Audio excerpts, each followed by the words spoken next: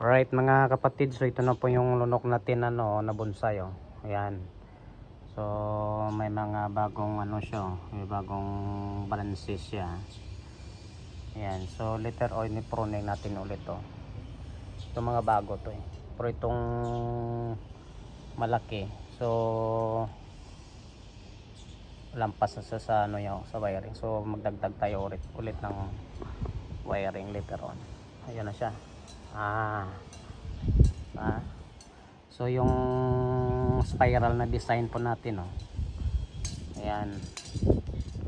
So aluminum yung natin, yung linagay na alambre lang siya na pang wiring. Wala kasi tayong available na na aluminum. Kaya yan na nakita po natin. Oh, taba niya na oh. Ayan. Oh, so laki na yung niya oh, branch niya. Puno niya. Oh, nakaikot siya. Ayan. So basic lang yan na design.